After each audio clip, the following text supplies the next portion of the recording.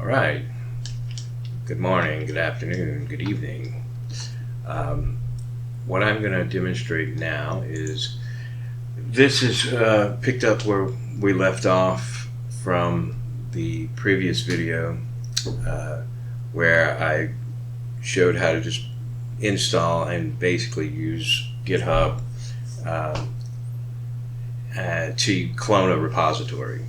So say you had cloned the LibsGD Examples Repository, you would have it in a folder somewhere on your hard drive, and then you'll have contents of the folder that look similar to this. Of course, you're going to see some files in here that are extra, like I have this video scripts folder, and I'll keep my C reference and Python reference manuals and stuff in here.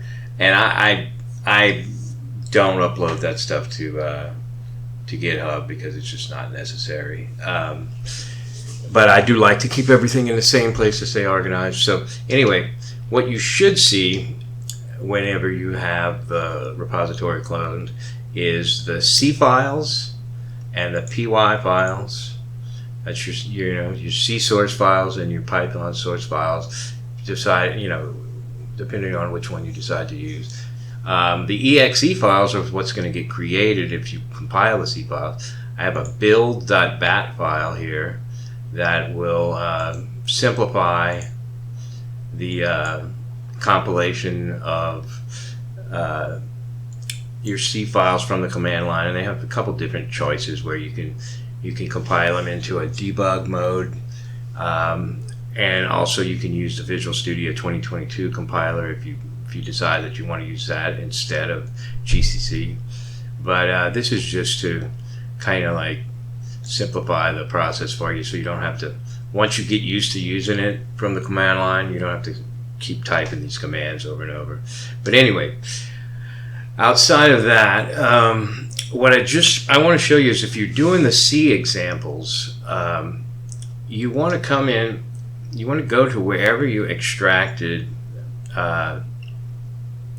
the include, or basically the zip file that came from the distribution of LibsGD. And this is what you would have done if you went and got it from, at this point right now, the time I'm making this video, you would have to go to patreon.com/libsgd and subscribe and pay like at least $2 a month to support the project, and then you can get it as a zip file. Now after that, I'm not sure if like after 2 weeks you can just get it for free automatically, but maybe the people who pay get it 2 weeks in advance. I don't know the details of that exactly, but I would highly recommend subscribing and supporting this project if you can. It's an awesome project, and I think it's going to get better and better, and it's already super capable. So anyway, once you get that zip file from the Patreon site, what you're going to do is unzip it somewhere,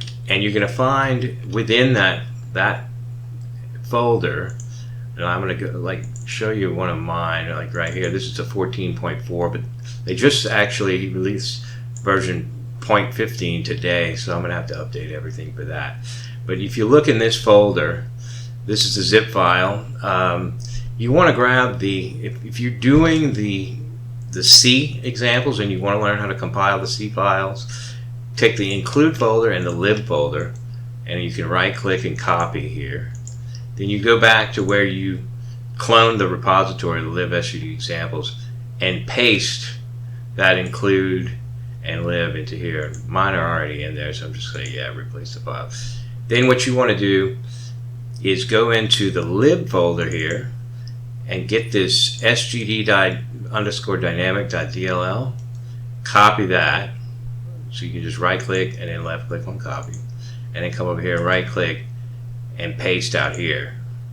And I already have the sgd_dynamic.dll in here, but that way when the exe files get created like this, and I double click them, the examples run.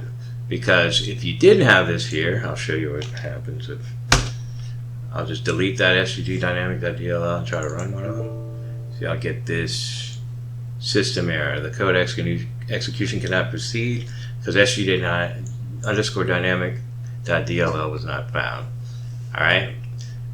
So you need to have that there to where these exe files can find it. But that should be it. I just wanted to run that by in case there's any confusion on that. All right.